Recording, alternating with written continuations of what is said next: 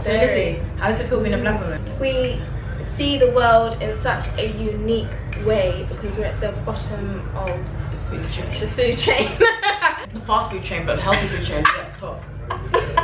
Right there next to the whole thing. Girl, I didn't know you could go down like that. Show me how your angels go down. We did this whole face Girl, like, I didn't know you could go like that. I think you should go up more or there.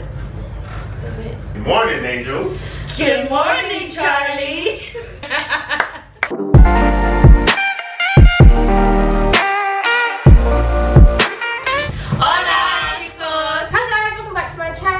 If you're new, welcome. Come and click the subscribe button down below. Today I'm in Madrid with my uni friends. I asked on Snapchat what kind of video you would want from us, and a lot of people said that they wanted to know about careers and like where we are now, given that we graduated like a year ago. Hi, I'm Lizzie. I'm a blogger and I'm into marketing, and I do YouTube, Instagram, and I work with brands, and that's how I make my source of income. It's my full-time job and I've been doing it for nearly 2 years now. I started my last year of uni, and then now I am in my first kind of year doing it freelancing 100% by myself. Hi, I'm Sayo. I'm currently the president of Student Union at the university that I attended. I graduated last year, the same year. I attended London School of Economics. We all did. Yeah, it was great. So being the president of that, I oversee 11,000 students. Wow. And I'm the private representative to them, to the media, and everything else really. And yeah, my time has come to an end at the end of the month. And next I'm working on education policy, where I represent all the black, minority and ethnic students in the UK, alongside other people. So. Hi, I'm Josh. I work in investment banking, and I've been doing that since I graduated, and that was the same time as these guys. Hi guys, I'm Lois, and I'm currently a master's student at UCL, so I literally moved across. I'm currently studying law, so doing my LLM law. I finished my exams, but I've officially finished my postgraduate degree in September. What's it like being a lawyer to your lawyer friend, and what A-levels did you study? English, Lit and Lang, RS, History, Government and Politics, and Economics. I did 5. And I dropped Religious Studies and English, Lit and Lang, because mainly because I got a B in them, and to get A's would have just been harder. And so I kept the other 3 and got A's in those to go on to university. Everyone thinks law is hard, but it's like we all have our ways of doing it. So like people think you have to be best or you have to be more than any other subject, but typically it's the same. And there's loads of like cheat options, like I rinsed Wikipedia, like just whoa! No, it's tough, but it's doable. Don't ever feel like, yo, everyone talks about how hard law is, and that you have to be on a certain level to get through a law degree. Like it is doable and it is enjoyable. And what I find is that studying law at university is not what you think it is. When you study it, there's so much more to law, so many different areas, so many different aspects that kind of make it enjoyable and generally an enlightening experience. So I wanted to go into public health, as I've started my UCAS and supervisor suggested that I do an apprenticeship instead of a public health degree. However, my mum, who's African, said I should do a degree. I actually always wanted to do an apprenticeship. So do you think doing an apprenticeship then going to uni to do a degree is advised? Since I have experience, would that boost my chance? Thank you so much. And also public health is like a backup that I'm still going through, because I actually wanted to go for a career that is creative, but I don't know what is out there that will suit me. I think first and foremost, African parents only understand traditional systems at university because of where they're coming from. So don't take it as they're trying to like impede your happiness and not understanding you. They want what's best for you, and that's what they know. And because education has changed, and we're like a generation of the UK, we see it differently. So it will help if you understand where they're coming from, and if you show them how good you will be at your apprenticeship and how dedicated you are, eventually they'll let you go, because they haven't really got that much say over what you do anyway. They can only advise you and make it hard for you, but at the end of the day, you're the one who's going to sign off your UCAS and do it. So first of all, make sure that it's an apprenticeship that you want to do, and that you understand the benefits of education and the benefits of university and benefits of apprenticeship as well. Yeah, the creative scene is interesting, and if you haven't been in it already, I think it is good to start off as a side, potentially, and not invest everything into it yet. You could always, like, I know I'm not trying to say leave education, but you could always stop doing education the moment you feel like you've blown from the creative side. I don't think it's a race. I don't think you should see it as a race and think that as soon as I leave like sixth form or college that I need to go straight to my career. It's not that. Like, all of us have mixed and matched throughout our time and been like, oh, let me try this so I know what I don't like, what I do like. So it can take you 10 years to get to what you want to do. It's about developing the skills along the way and just exploring a lot of things. So whatever you do, you have a good wholesome outlook on it. To add to that as well, what you can do is actually apply to university but defer your entry. So even though I'm applying right now, I wouldn't start in the immediate academic year coming up. I'd actually defer it, and in that year that you kind of have off, you can do an apprenticeship then. And then if anything, you know if it's banging for you. If it's great, you can continue, and then like maybe possibly after discussion with parents or with you, you kind of forego the degree. But if you don't like it, you've still then got the degree there, and you start university with 1 year experience anyway. So you kind of best of both worlds, and you kind of appease your parents that way too. I get a lot of questions about, oh Liz, I want to go to uni, but I want to like start my own business and have like a fashion line or a clothing line, all this stuff. And what I would say is, going to uni or doing an apprenticeship is only going to add to your knowledge of whatever creative idea or things you want to express. I think a lot of people kind of don't understand how much business and practicalities and the boring stuff that comes in with the creative scene, and I think things like apprenticeships or going to university is only going to build that knowledge for you, even if you're not directly doing that creative thing, because in order to be a successful creative you need to have a lot of different skills that's not necessarily just dancing or just painting. What did I get in my GCSEs? I'm embarrassed to say this in front of all these kind of people. I got 1 A star, 5 A's and 3 B's. That's calm, That's right? it, man. Guys, what do you need to do to become successful and grow in your career, Josh? You need to be on it, like switched on. And even if you think like a traditional career route isn't what you want to do for the long term, while you're there, you need to be on it. But at the same time, you have to be yourself, because it's hard trying to pretend to be someone else, and you won't strive or flourish trying to be someone else. Like, you can only be like the best version of yourself. What's the biggest challenge you faced in attaining a job? What barriers have you faced? Has racism been an issue when getting hired? Has gender played a big part in you getting a job? Tips on getting into your industry?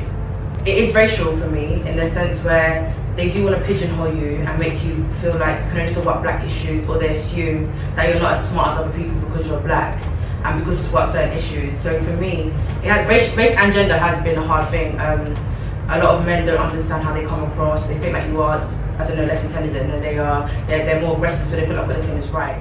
For me, just because of the nature of the industry and like the history of the industry, like finance, you're gonna, if you're an ethnic minority, obviously I'm a black person, so I can relate to that more. You're gonna be like minority. You'll feel why you're a minority in terms of numbers, like just straight up. So from when you start doing assessment centers, interviews and things like that, you quickly realize that you are one of the few in that regard. And it's not necessarily a bad thing. If anything, it can play to your advantage in the sense that you become memorable. Like you become memorable very quickly. You kind of ask for more, like.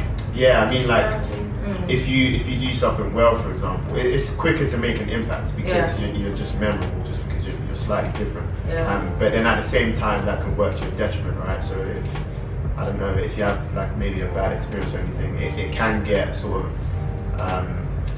highlighted in a different way, and just because of human nature, I guess, and people's general stereotypes, you can end up feeling that like you're carrying a whole race on your back. Exactly. If like you're the only person, like for example, I'm the only black person on my grad scheme, and it's like, okay, so this year like the flag is on my back. And a lot of people feel that in different banks, in different like areas of like corporate, of the corporate side of things. So yeah, but I mean it's not. I don't think it's a bad thing. Like it is what it is at the end of the day. So you just have to take the positives from it.